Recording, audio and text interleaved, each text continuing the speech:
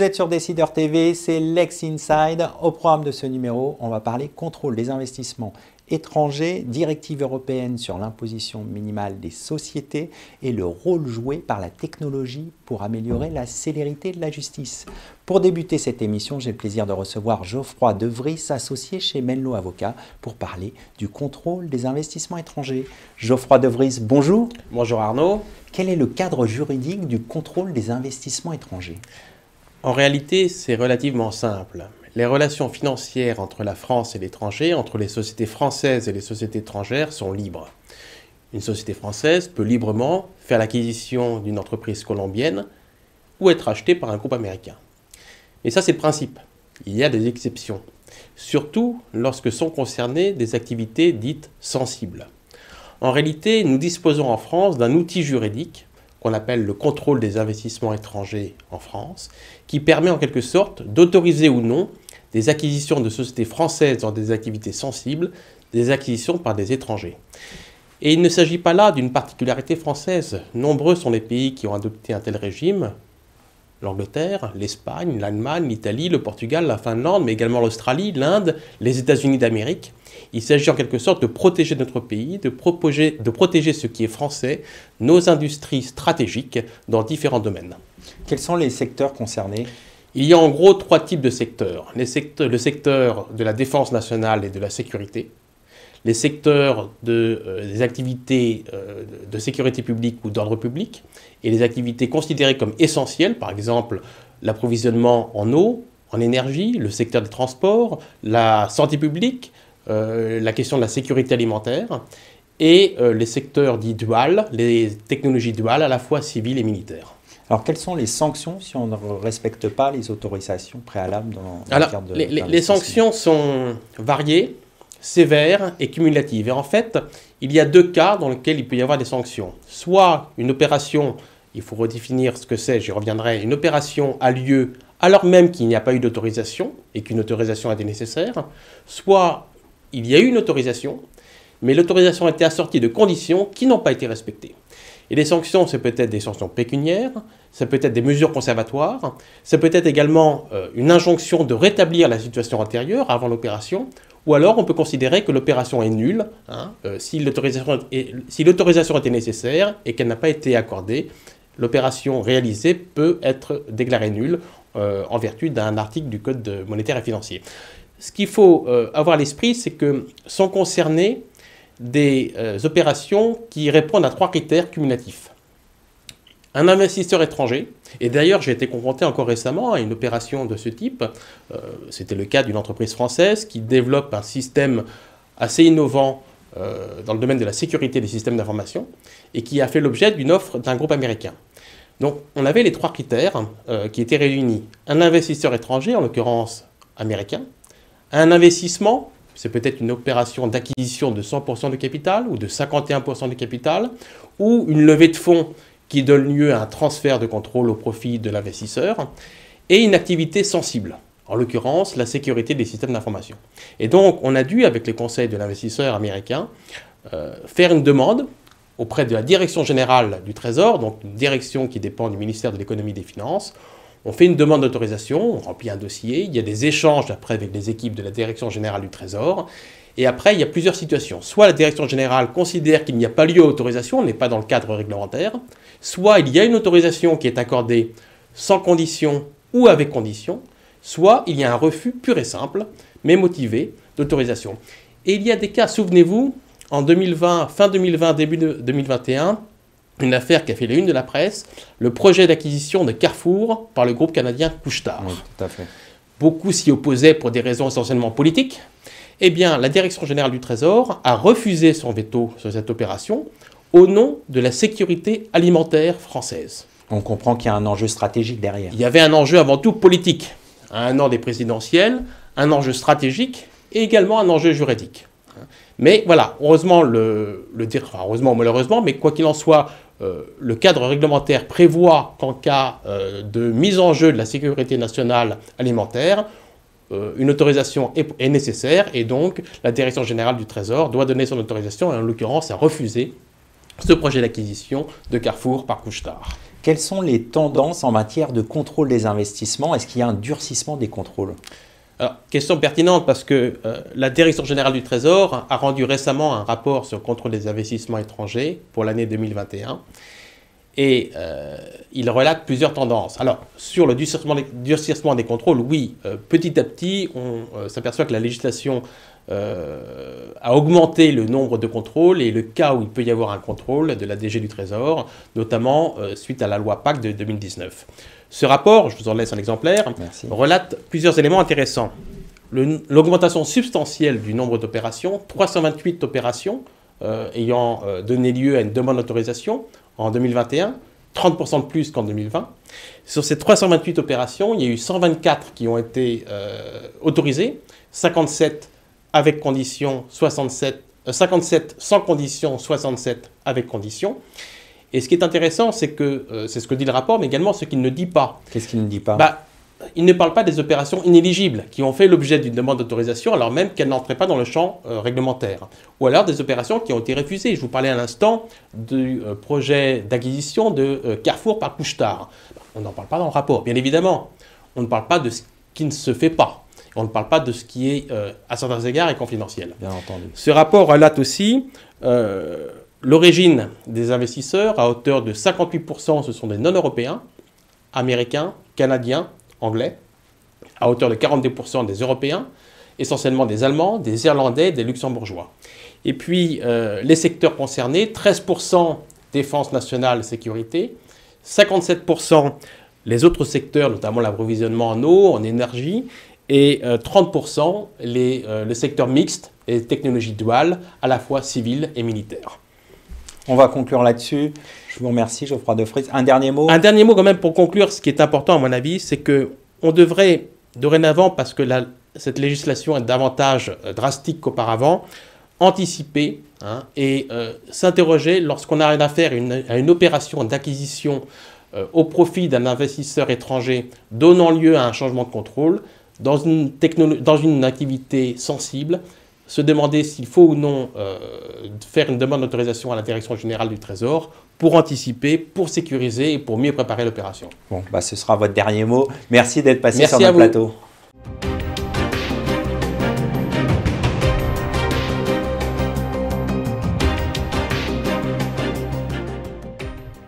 Vous êtes toujours dans Lex Insight sur Décideur TV. On va parler du projet de directive européenne sur l'imposition minimale des sociétés avec mon invité Xenia Legendre, Managing Partner du cabinet Hogan Lovells. Xenia Legendre, bonjour.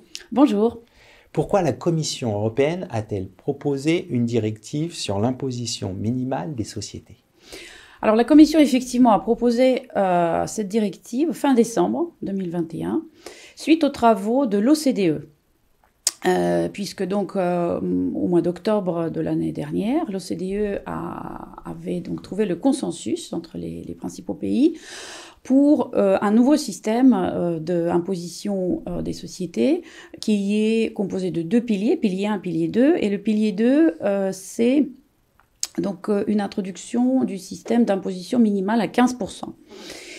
Et ensuite, il était question que, bien évidemment, une fois que ça a été pris au niveau de l'OCDE, que ce soit mis en œuvre dans les différents pays. Et comme l'Union européenne, bien évidemment, elle regroupe les pays qui sont membres de l'Union européenne, elle a souhaité être déjà un des premiers ensemble, n'est-ce pas, de mettre en œuvre cette réforme et de le faire d'une façon concertée au niveau des pays de l'Union européenne, afin que les règles soient à peu près les mêmes dans tous les pays. Et du coup, donc cette proposition de directive a été assez rapidement créée et soumise aux États membres. Donc la directive, vous voyez, elle fait 78 pages. C'est un document assez épais, très technique. Quelles sont les principales dispositions et quelles sont les entreprises concernées? Alors, les principales dispositions, ce sont des dispositions qui permettent de s'assurer que toutes les sociétés d'un groupe multinational payent au moins 15% d'impôts effectifs dans les différents pays dans lesquels ils opèrent. Le mécanisme pour arriver est extrêmement technique, donc je vais peut-être vous faire grâce des détails, mais sur le principe, voilà, comment ça se le passe? principe, c'est qu'on regarde quel est le taux d'imposition effectif dans chacun des pays où le groupe opère. Ici, c'est en dessous de 15%, parce que le pays n'a pas souhaité introduire donc, le taux minimum de 15%. Le complément sur 15% va être versé dans d'autres pays qui, eux, font partie du système. Voilà. Donc cette directive a été déposée au mois de décembre et la France, qui est aujourd'hui à la présidence de l'Union européenne, elle a souhaité qu'elle soit adoptée très rapidement, mais elle n'a pas encore été adoptée parce que c'est la Pologne qui a fait obstacle à ce jour en souhaitant que la directive sur le pilier 2, qui est donc le taux de 15%, soit couplée avec une autre directive sur le pilier 1, qui est un système de réallocation des droits d'imposer entre les États en fonction de la masse imposable dans chacun des États. Et à cause de cela, donc ça n'a pas pu être adopté en début avril. On peut envisager une adoption quand, à quel horizon, on a une idée? Alors, la prochaine réunion des ministres des Finances des pays membres de l'Union européenne est attendue fin mai. Et la France, bien évidemment, pousse que ce soit adopté avant fin juin, qui est donc la fin de la présidence de la France, mais ça va dépendre beaucoup des négociations avec la Pologne sur ce sujet. Qu'est-ce qui se passe si un groupe établi dans un pays tiers où le taux d'imposition n'est pas appliqué?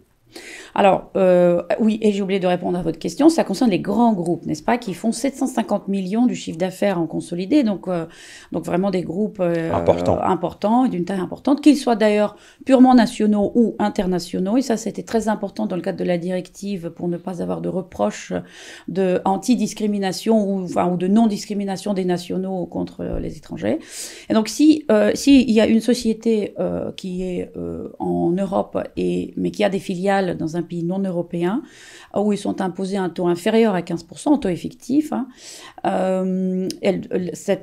Donc la société mère qui se trouve dans l'Union européenne va devoir verser au fisc dans son pays un complément sur 15%. Donc imaginez que vous avez une filiale, je dis n'importe quoi, à la France, qui est une société française qui a une filiale, on va dire, à l'île Maurice, qu'elle n'a pas payé assez sur place, elle va verser en France le complément. C'est fait clairement pour remonter le niveau d'imposition effectif des groupes et pour prévenir le jeu, ce qu'on appelle un peu le shopping des pays où on va placer des filiales d'une manière un peu artificielle pour minimiser le taux effectif d'imposition. Pour terminer brièvement, est-ce que c'est un bon texte selon vous ? Alors, je pense que l'idée est bonne. En revanche, le texte est très, très compliqué. Très technique. Il y a 75 pages d'une grande technicité parce qu'il faut quand même éviter une double imposition. Il faut également trouver un système de répartition, de savoir qui va effectivement verser à quel fisc. Et il faut aussi prendre en compte les situations où il y a effectivement un business local tout à fait légitime. Donc on cherche aussi quand même à prévenir, à ne pas on va dire punir les entreprises qui sont vraiment localement implantées dans des pays à faible imposition. On va conclure là-dessus. Merci d'être venu sur notre plateau. Merci de m'avoir invité.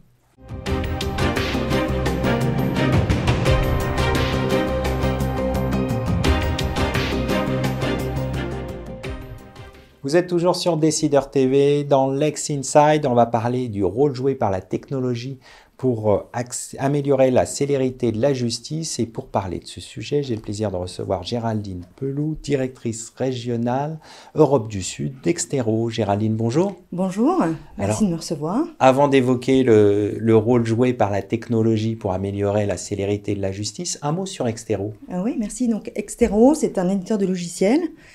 On propose une suite qui est dédiée à ce qu'on appelle le Legal GRC, c'est-à-dire qu'on accompagne les entreprises dans la gestion de la gouvernance, du risque et de la conformité de leurs données et des processus qui sont liés à l'ensemble des lois et réglementations qui s'imposent à elles. Voilà. Alors, de quelle manière la technologie peut-elle améliorer la célérité de la justice ? Voilà, j'ai envie de dire, elle est maintenant même impérative. Pourquoi ? Puisque la preuve maintenant est numérique. Et donc, comme la preuve est numérique et que les formats se démultiplient, quand je parle de format, ça peut être des emails, ça peut être une information sur les réseaux sociaux, dans un PC, sur différents supports du système d'information de l'entreprise.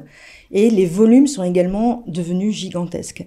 Donc, on ne peut plus manuellement traiter et rechercher les éléments de preuve d'un dossier. Il faut faire appel à la technologie. Et ce qu'on fait, c'est aussi qu'on apporte, bien évidemment, tout ce que peut optimiser la technologie, notamment optimiser l'ensemble des tâches répétitives. On a beaucoup dans les domaines qu'on cherche, de la catégorisation d'images, de données, etc. Et donc, on va utiliser l'ensemble des processus pour faire ça, pour l'automatiser et gagner en vitesse. Et je veux dire, il y a plusieurs points qui sont très importants. Le premier, c'est le traitement et la vitesse de traitement des données et de son processus et de son indexation. Le deuxième, c'est la collaboration.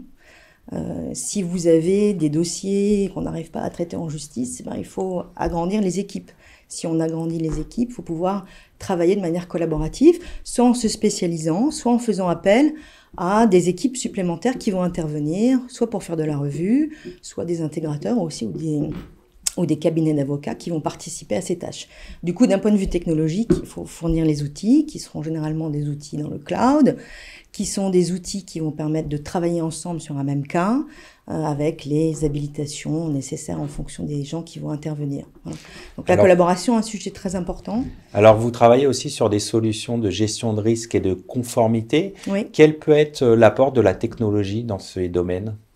Alors là aussi, l'apport de la technologie est important, puisque dans la conformité, c'est un peu les mêmes sujets. Il faut pouvoir gérer ces données, les contrôler, avoir de la visibilité. Donc il y a plusieurs domaines qui sont importants, mais on va dire le cœur, c'est vraiment l'inventaire de données, celui qui va pouvoir cartographier où sont les données, qui a accès aux données, quelles sont les lois et réglementations qui régissent ces données. Et voilà, il faut pouvoir répondre à ces questions. Et c'est pas si simple, parce que si on est une entreprise qui travaillons à l'international, finalement, les lois et les réglementations vont être différentes selon les pays. Et il faut pouvoir être assez agile dans le domaine. Donc, il faut pouvoir les répertorier. Alors, pour faire ces solutions, vous utilisez l'intelligence artificielle. De quelle manière l'utilisez-vous ? Alors, l'intelligence artificielle, elle va être utilisée justement pour catégoriser l'ensemble des informations. Ça, c'est un point très important. C'est des tâches répétitives sur lesquelles va nous soulager la technologie. On va aussi pouvoir, par exemple, très rapidement identifier les données nominatives qui sont importantes pour la compliance par rapport à un ensemble de données. Donc, repérer les données sensibles, les données de gestion personnelle, par exemple. Et puis, on va de plus en plus cibler et aider les enquêteurs dans leur travail en ciblant, en donnant des données contextuelles au sujet. Donc, si je travaille dans la fraude financière, par exemple, d'abord, on va reconnaître des images de chèques, mais je vais aussi pouvoir faire des liens avec un ensemble d'informations, soit géographiques, soit de personnes, etc., pour donner un contexte à l'enquêteur. Pour terminer, quelles sont les tendances qui se dessinent dans l'écosystème juridique ? Alors, les tendances, c'est le rôle du directeur juridique qui évolue. Il doit faire face à ces opérations traditionnelles, mais aussi à justement ces enquêtes, cette compliance et aussi aux cyberattaques. Donc c'est un sujet très, très lourd pour lui finalement, dans lequel il doit davantage collaborer avec l'entreprise, donc avec les responsables gouvernance, avec les responsables compliance, et avec l'IT qui va être aussi un acteur majeur, qui va l'aider à choisir les bonnes technologies, qui sont aussi maîtres du cloud, mais qui vont aussi être, on va dire, les responsables sécurité des entreprises. Donc il faut pouvoir finalement orchestrer et travailler ensemble dans l'organisation en transversale. On va conclure là-dessus. Merci d'être venu sur notre plateau. Merci à vous de me recevoir. Merci à toutes et à tous pour votre fidélité. Je vous retrouve très bientôt pour un nouveau numéro de Lex Inside sur Décideur TV.